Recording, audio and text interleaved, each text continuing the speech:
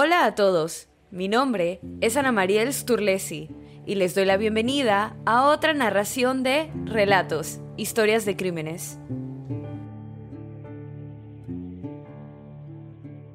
En noviembre de 1992, 3 adolescentes que eran muy amigas desaparecieron sin rastro. Entre testimonios conflictivos y falta de evidencia, la búsqueda era complicada para las autoridades. Pero un descubrimiento macabro fue la pieza necesaria para dar con lo que la policía cree es el testimonio incriminatorio que aclararía todo. Esta es la historia de las chicas de Alcácer. Alcácer es una pequeña localidad en la provincia española de Valencia. Se encuentra a unos 15 kilómetros al suroeste de la propia ciudad de Valencia. Varios de estos pequeños pueblos están separados por solo 1 o 2 kilómetros, lo que los hace fáciles de caminar durante el día o de recorridos muy cortos en automóvil. En esta pequeña localidad vivían un grupo de 4 amigas: Antonia Gómez Rodríguez, o Toñi, como le gustaba que la llamaran, de 15 años, y 3 chicas de 14, llamadas María Deseada Hernández, más conocida como Desiree, Miriam García Iborra y Esther Díaz. A pesar de la ligera diferencia de edad, las chicas se hicieron muy cercanas. El 12 de noviembre de 1992, Toñi llamó a una estación de radio local y le dedicó una canción a su grupo de amigas. En esta llamada, el locutor de radio le pregunta a Toñi que qué va a hacer el fin de semana. La chica responde que no tiene planes concretos, pero que definitivamente no se quedará en casa. La familia de Toñi apreciaría esta grabación de audio durante las siguientes décadas, porque ella y sus amigas desaparecerían apenas un día después, y sus comentarios sobre sus planes de fin de semana perseguirían a toda una nación durante años. Desiree y Miriam habían estado en la escuela durante todo el día, mientras Toñi aparentemente pasó la tarde con su otra amiga Esther, quien se quedó en casa debido a que estaba enferma. En algún momento, Miriam llegó a casa de la escuela, que salió aproximadamente a las 2 de la tarde, y fue vista por sus padres. Finalmente, todas las amigas se reunieron en la casa de Esther. Pero como era viernes por la noche, planeaban ir a una fiesta en un pueblo vecino. Más específicamente a un club nocturno, donde los compañeros de clase de las niñas estaban realizando una recaudación de fondos en un esfuerzo por pagar el viaje escolar de fin de año. La discoteca en la que se celebraba la recaudación de fondos estaba en la vecina localidad de Picassent. Este pueblo está literalmente al otro lado de la autopista de Alcácer. Las dos ciudades son municipios vecinos de Valencia, y llegar desde el centro de Alcácer al centro de Picassent serían solo unos pocos kilómetros, lo que equivaldría a unos minutos de conducción o aproximadamente media hora a pie. Debido a que Esther estaba enferma, no acompañó a sus 3 amigas al viaje a Picassent, y posteriormente declaró que Toñi, Desiree y Miriam habían salido de su casa sobre las 20 horas. Según todos los indicios, las 3 chicas se disponían a visitar el club nocturno y fueron vistas por múltiples testigos durante el camino. Y a pesar de ser vistas a menos de 1 cuadra del club, nunca llegaron a su aparente destino. Varios testigos vieron a las 3 niñas la noche en la que desaparecieron, aunque la línea de tiempo está un poco dispersa. La casa de Esther estaba situada en el extremo suroeste de Alcácer, que es uno de los puntos más cercanos al pueblo vecino de Picassent. Alrededor de las 8:15 de esa noche, que era más o menos la hora en que Esther calculó que sus amigas se fueron, un conocido suyo recordó haberlas visto sentadas en la acera a un par de cuadras de distancia. Delante de las chicas se detuvo un tipo en su auto, que era unos años mayor que ellas y era amigable con las chicas. Se llamaba Francisco Hervas y lo acompañaba su novia María Luz López. Este se ofreció a llevarlas a su destino, ya que iba a un mecánico que estaba cerca del club nocturno. El mecánico en el que se detuvo Francisco estaba en el extremo este de Picassent, mientras que la discoteca a la que se dirigían las chicas estaba en el extremo oeste.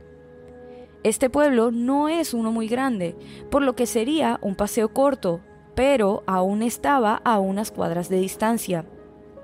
Otro testigo vio a las niñas caminando por la carretera principal que atravesaba el pueblo y que las habría llevado a la discoteca.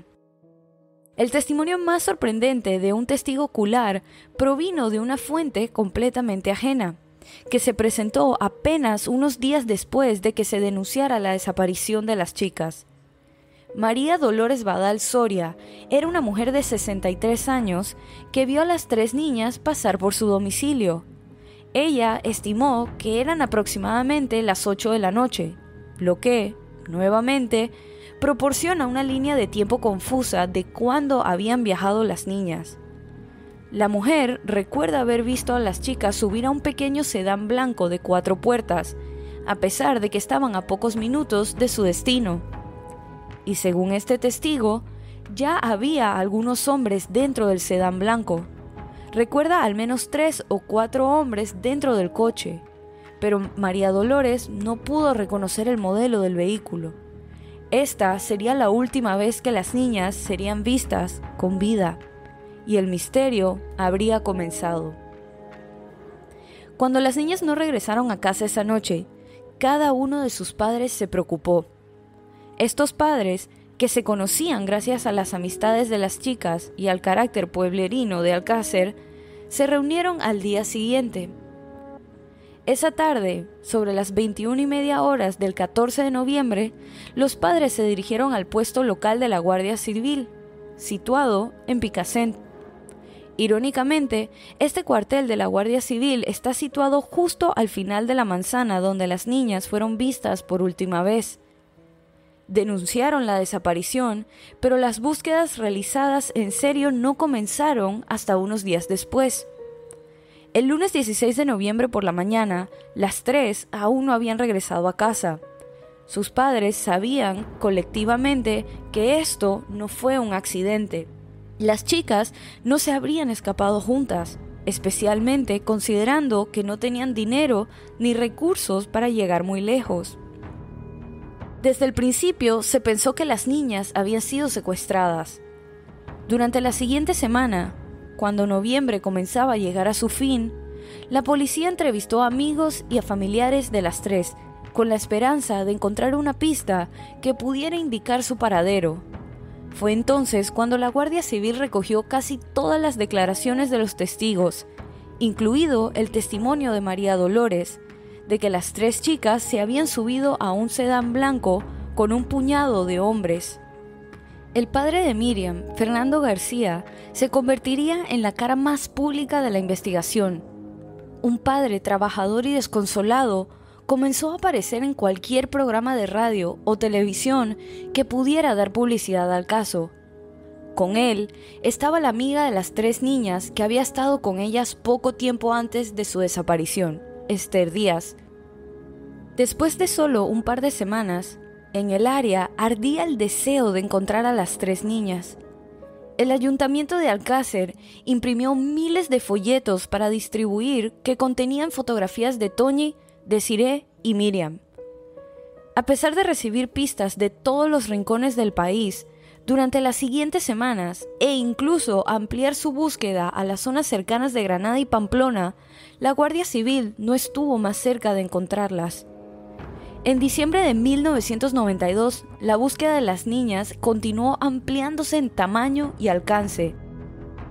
El ministro de Interior de España empezó a interesarse personalmente por el caso, que empezaba a ser cubierto por los medios de comunicación nacionales. Bajo su supervisión se creó un grupo de trabajo conjunto entre la Guardia Civil y la Policía Nacional. El caso logró llegar hasta el presidente del gobierno español. En la Nochebuena de 1992, recibió a las familias de las 3 niñas desaparecidas y escuchó sus súplicas, prometiendo atribuir más esfuerzo a la búsqueda con la esperanza de una rápida resolución. La búsqueda se expandió a naciones vecinas, incluso a continentes vecinos. El caso fue remitido a Interpol, que comenzó a agregar países europeos y africanos cercanos a posibles lugares de interés. El caso seguiría en el primer plano de los medios españoles durante las próximas semanas. Y por supuesto, durante el corto periodo de tiempo que Fernando García estuvo fuera del país para difundir la noticia de su hija y sus amigas desaparecidas, se descubrirían sus cuerpos. Gabriel Aquino González y José Sala descubrieron los cuerpos de las 3 niñas el 27 de enero de 1993, más de 2 meses después de su desaparición inicial, y fueron encontrados cerca de 150 kilómetros al sur en el pueblo de La Romana. Los hombres habían estado en el área para hacer un trabajo, y cuando uno de ellos se alejó para caminar un poco y notó un destello de algo plateado que salía del suelo, llamó a su amigo para comprobar lo que había encontrado. Notaron que era un reloj que se encontraba todavía en la muñeca de lo que pensaban era un hombre fallecido. Desde el primer momento, el desenterramiento de los cadáveres estuvo plagado de obstáculos. El magistrado local tardó varias horas en llegar al lugar de los cadáveres en La Romana. Ya estaba supervisando la excavación de otro cuerpo en una zona vecina, y le dijeron que el cuerpo encontrado era el de un hombre, por lo que no se le ocurrió que podrían ser las chicas desaparecidas. También vale la pena señalar que ese día, 27 de enero, el Ministerio del Interior decidió reemplazar al equipo a cargo del grupo de trabajo local responsable de encontrar a las niñas. Así que, a primera hora del día, el equipo que había estado ubicado en Valencia supervisando la búsqueda y estaba familiarizado con el caso, fue enviado de regreso a Madrid y estaba siendo sustituido por otro equipo. La escena del crimen fue cerrada horas después del descubrimiento de los cuerpos, lo que permitió que la integridad de la escena se viera comprometida. Además, da la casualidad de que un día que las máximas autoridades no se encontraban en la zona, se encontraron los cadáveres. Y la excavación de los cuerpos, que se realizó sin la supervisión de estas altas autoridades, fue tan fallida que descarrilaría la investigación para siempre. Los cuerpos de las 3 amigas, Toñi, Desiree y Miriam, fueron encontrados en un gran pozo excavado meses antes. Los 3 cuerpos, que se encontraban en distintos estados de descomposición, fueron encontrados apilados uno encima del otro. La excavación del lugar se hizo casi de inmediato. Nadie en la escena del crimen tomó fotografías ni completó una búsqueda exhaustiva del área antes de sacar los cuerpos del pozo. Se tomó una única fotografía independiente de los cuerpos tal como fueron encontrados, pero lo único que se puede ver es una masa de tierra y barro. Los cuerpos fueron sacados del pozo y aparentemente la policía descubrió que habían sido envueltos en una especie de alfombra grande. 2 de las chicas habían sido decapitadas y tenían las manos atadas.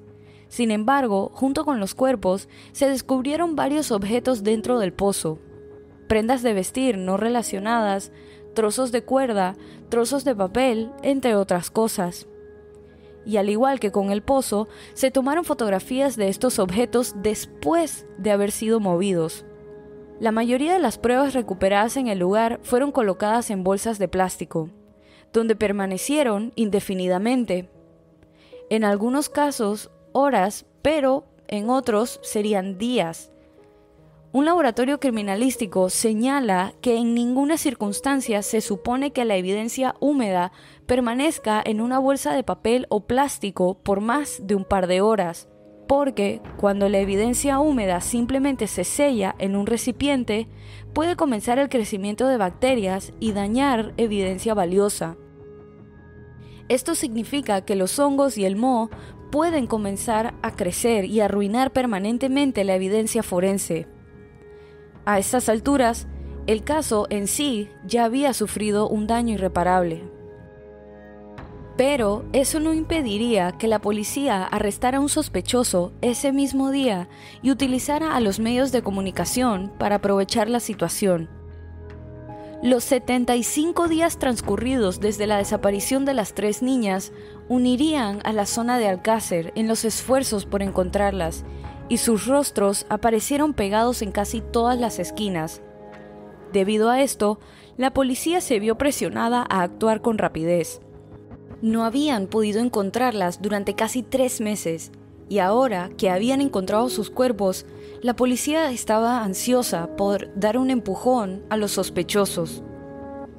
En el área alrededor del foso donde fueron encontrados los cuerpos, los investigadores encontraron algunos trozos de papel. Cuando juntaron estos trozos, descubrieron que era un folleto de un hospital cercano. Se trataba del Hospital Universitario de la Fe, situado un par de horas al noroeste de la capital valenciana. La información mostró que el papel pertenecía a un individuo llamado Enrique Anglés. Este Enrique Anglés era hermano de Antonio Anglés, el frecuente proveedor de drogas y viejo amigo de un hombre llamado Miguel Ricard. Los investigadores se centraron en la familia Anglés, que vivía en una casa en la concurrida calle Cami Real en Catarroja, España. Catarroja estaba a poca distancia al noroeste de Alcácer. En la casa se encontraban varios familiares de Antonio y sus hermanos, Enrique y Kelly. Enrique era el hermano cuyo nombre se encontró en los documentos del hospital. Mientras la policía estaba allí, cumpliendo una orden de registro, llegó el hombre que se convertiría en el principal sospechoso. Eran entre las 7 y las 8 de la tarde, cuando Miguel Ricard regresaba a casa con 2 hermanos de Antonio llamados Mauricio y Ricardo. Al ver a la policía en la casa, Ricard no huyó. Simplemente continuó adentro con los hermanos Anglés, donde luego fueron arrestados y llevados al cuartel cercano de la Guardia Civil para ser interrogados. Fue alrededor de la medianoche que la policía finalmente pudo interrogar a Ricard, después de hablar primero con algunos miembros de la familia Anglés. Ricard fue conducido a una habitación y les comentó que había pasado el anterior diciembre en prisión por robar un vehículo. Ricard dijo a estos investigadores que conducía un Opel Corsa blanco, un coche que se ajustaba algo a la descripción del vehículo en el que habían desaparecido las niñas. A partir de ese momento, la policía se centró en él como el principal sospechoso y empezó a trabajar con esta posibilidad. Luego, la policía que interrogaba a Miguel comenzó a centrarse en Antonio, el amigo y proveedor de drogas de Ricard. En ese momento, Miguel Ricard había estado saltando entre la casa de la familia de Antonio y la casa de su novia, pero Antonio Anglés había estado fugitivo desde marzo de 1992, antes de que las niñas desaparecieran. En este primer interrogatorio, Ricard no admite haber visto a Antonio Anglés en los meses anteriores. Dice que los hombres habían sido amigos durante más de una década, pero que no sabía dónde estaba y que no lo había visto hacía bastante. Admitió que Antonio era un hombre bastante agresivo y que podría haber tenido algunos problemas que lo podrían haber convertido en un peligro para los demás. Sin embargo, Ricard destacó la inocencia de Enrique Anglés, afirmando que el menor era inofensivo, pero se negó a decir lo mismo de Antonio, admitiendo básicamente que el prófugo era capaz de cometer este crimen. La policía utilizó algunas inconsistencias en las declaraciones voluntarias de Miguel Ricard como prueba de su participación en el crimen. En primer lugar, creían que había tenido conocimiento del paradero de Antonio Anglés durante los meses anteriores.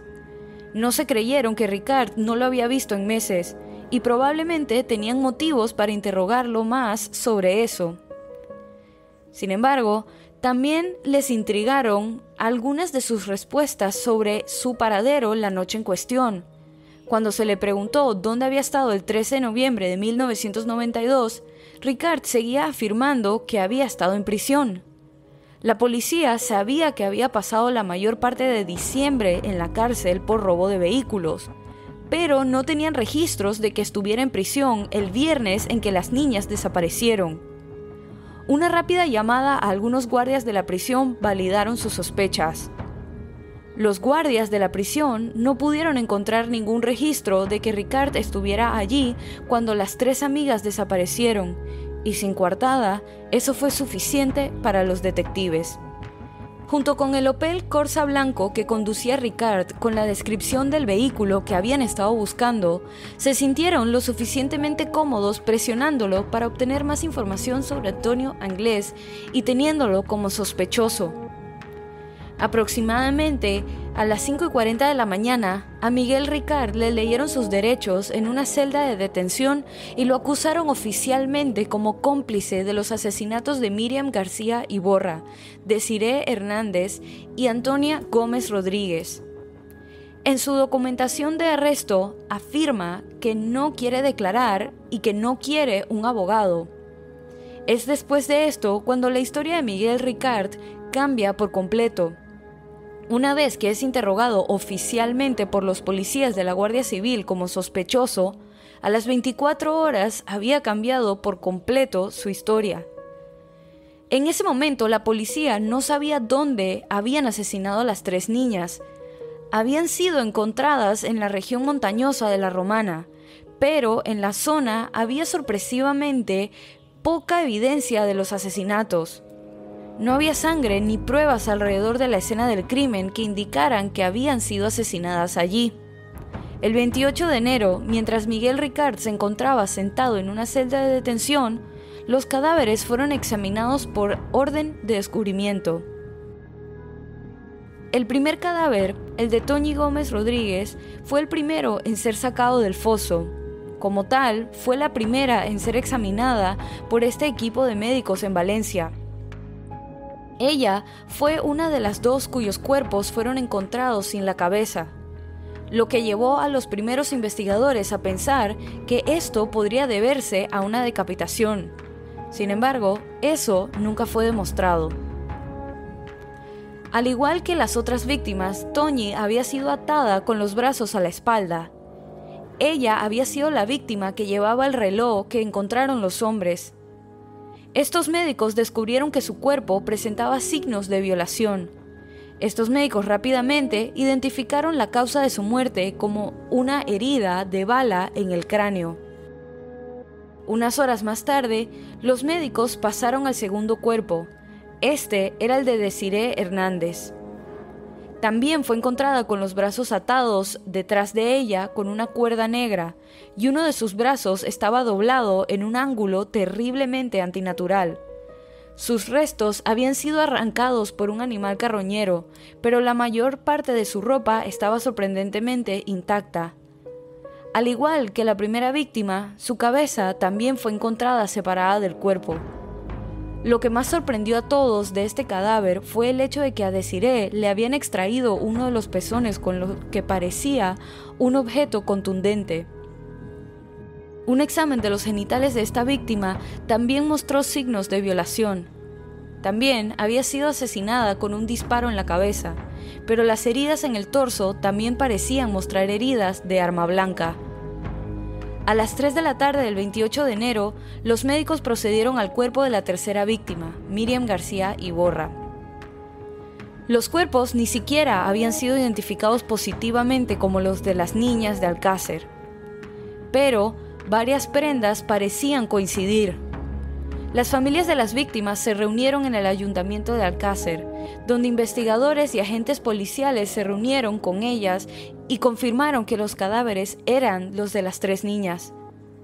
Apenas unas horas después, casi todas las cadenas de noticias regionales sintonizaron el crimen, tratando de conocer los pensamientos y opiniones de los familiares involucrados. Desafortunadamente, la policía tenía poca o ninguna evidencia para conectar de manera factible a su sospechoso con el crimen. Resultó que tenía un automóvil similar al que se vio cerca de la escena del crimen y se encontró un papel con el nombre de alguien que conocía cerca del crimen. Su primera conversación con la policía había sido infructuosa. Había generado un montón de potencial para la policía basado en su relación con Antonio Anglés y su Opel Corsa blanco, pero sus respuestas fueron nada. No proporcionó nada y creía que pronto regresaría a casa. Fue al día siguiente cuando confesó tener alguna participación en los crímenes. En esta confesión, que Ricard firmó después, les da a los investigadores una cronología aproximada de cómo él y Antonio Anglés supuestamente secuestraron al trío. La primera confesión comienza diciendo que él y Anglés se habían llevado a las 3 niñas en un momento no especificado y que las chicas aceptaron de buena gana. Al parecer, habían utilizado otro vehículo que en realidad era azul, algo totalmente opuesto a lo que afirman los testigos. Ricard afirma que Anglès y él habían llevado a las 3 chicas a la Romana. Durante este viaje, que dura aproximadamente 2 horas, aparentemente ellas no expresaron ninguna preocupación real ni se defendieron.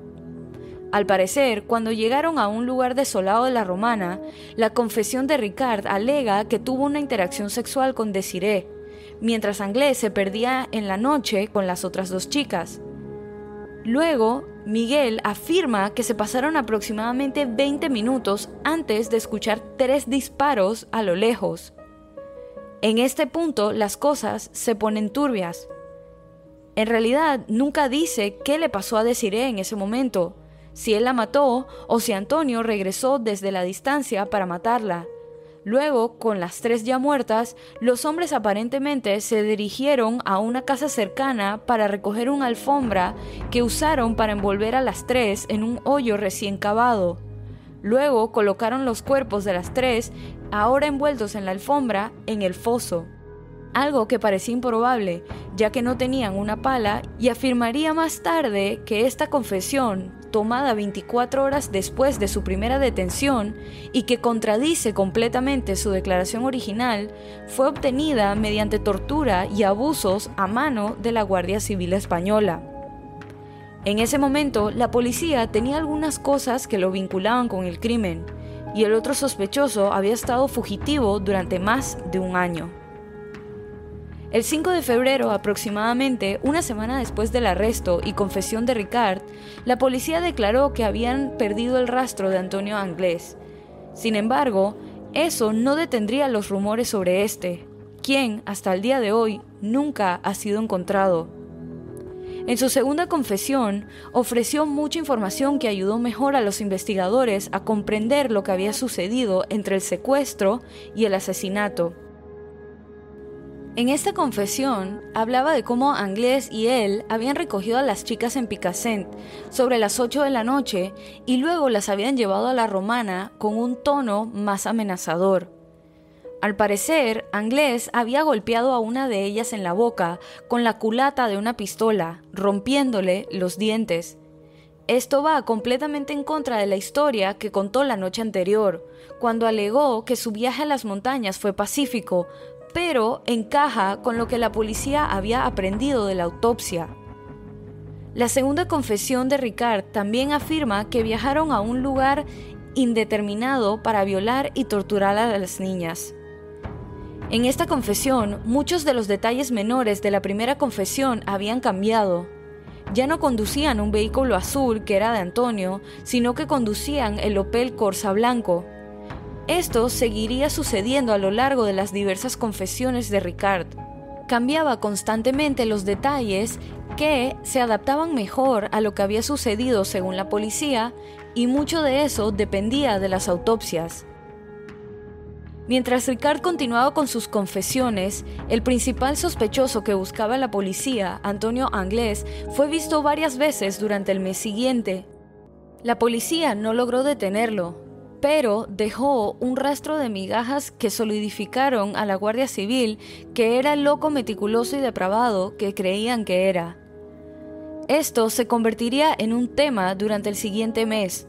La policía afirmaba estar tras su pista y siempre a punto de encontrarlo debido a la cantidad de pruebas que había dejado atrás, pero cada vez que, según los informes, se acercaban, el hombre iba un paso por adelante de ellos. No obstante, se continuó con un juicio en contra del único sospechoso que tenían en custodia. Miguel Ricard, el único procesado, estaba acusado de rapto, violación, asesinato e inhumación ilegal de 3 menores. Por estos hechos, se enfrentaba a penas que oscilaban entre los 206 y 245 años de prisión. El padre de una de las víctimas había querido que el caso se retrasara para que la policía pudiera encontrar más pruebas y realizar más pruebas de ADN, e incluso había alentado a la policía a investigar a otros posibles sospechosos que potencialmente podrían estar más vinculados al caso. Pero, a pesar de sus intentos, el juicio comenzó el 12 de mayo de 1997. La fiscalía puso en duda la naturaleza del sospechoso. Supuestamente su naturaleza se debía a su problemática relación con su padre, la muerte prematura de su madre y sus hábitos de drogas. Por supuesto, se presentaron sus diversas confesiones, que a pesar de variar, siempre hablaron de su participación en el secuestro, tortura y asesinato del trío. La evidencia presentada en el juicio incluyó los resultados de las pruebas realizadas en 15 cabellos individuales que fueron recuperados de las víctimas y ninguno de los cuales coincidía con ninguno de los sospechosos. Ricard afirmó abiertamente que las confesiones fueron obtenidas bajo coacción y que la Guardia Civil los había amenazado a él y a su hija. El juicio concluyó el 30 de julio de 1997. 36 días después se dictó sentencia y el acusado fue declarado culpable y condenado a 170 años de prisión. En 2013, debido a un cambio en la legislación española, se le permitió salir de la cárcel. En teorías alternativas, se sugiere la posibilidad de que Ricard había sido ordenado por una banda de crimen organizado solamente a enterrar los cadáveres después de que ellos cometieran los asesinatos, mientras que Anglès habría sido asesinado para evitar que la información se filtrara, ya que para ese momento Antonio se encontraba cumpliendo una condena con crímenes no relacionados, pero estaba afuera de la cárcel debido a un permiso de 6 días para visitar familia, y que es ahí cuando habría participado del crimen.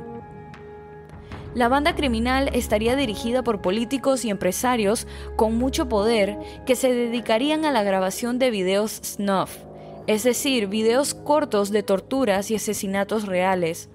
Conspiraciones que crecían en atención debido a un reconocido autor que alegaba tener el video de la tortura y asesinato de Desiree, pero nunca existieron indicios que demostraran la veracidad de estos alegatos.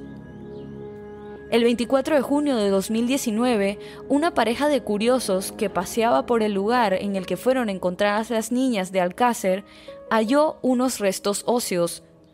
En total fueron 4 huesos. El primero se encontraba en la superficie, mientras que los otros 3 aparecieron al remover la tierra con un palo. La pareja envolvió los huesos en papel de aluminio y los llevó al cuartel de la Guardia Civil. Aunque inicialmente se pensó que los huesos podrían ser fragmentos de las patas de algún animal, en 2020 se confirmó que los huesos encontrados pertenecían a Míriam García. Se sospecha que podría tratarse de huesos pasados por alto durante el levantamiento de los cadáveres en 1993. Se ordenó el análisis de más de 50 pelos que fueron descartados en los estudios genéticos realizados en la década de los 90. El objeto de estas pruebas era enjuiciar a Anglès con garantías en el caso de que estuviera vivo y fuera detenido antes de la prescripción del triple crimen, así como arrojar luz sobre otras circunstancias que rodearon el caso, asimismo como el análisis de 2 automóviles que habían sido mencionados en los testimonios y confesiones, pero se hizo público que no habían podido extraer ADN de los objetos analizados en los 2 coches. A pesar de que el caso de los asesinatos de Míriam, Toñi y Desiree se considera como resuelto, debido al enjuiciamiento de uno de los 2 únicos sospechosos oficiales, hay quienes creen que todavía no se ha servido justicia y que los verdaderos responsables siguen sueltos. Y así culmina este episodio de Relatos, Historias de Crímenes. Recuerden pasar por la cuenta de Instagram y dejar su opinión de este caso. La cuenta es Relatos en Podcast y la pueden encontrar en la descripción de este episodio. Si te gustó este relato, suscríbete o síguenos en la plataforma de tu preferencia que utilices para escuchar los episodios. Y no dudes en dejar una calificación y comentarios. Mi nombre es Ana Mariel Sturlesi y muchas gracias por acompañarme en esta narración nuevamente y bienvenido si es tu primera. Nos vemos la otra semana para otra narración de Relatos, Historias de Crímenes.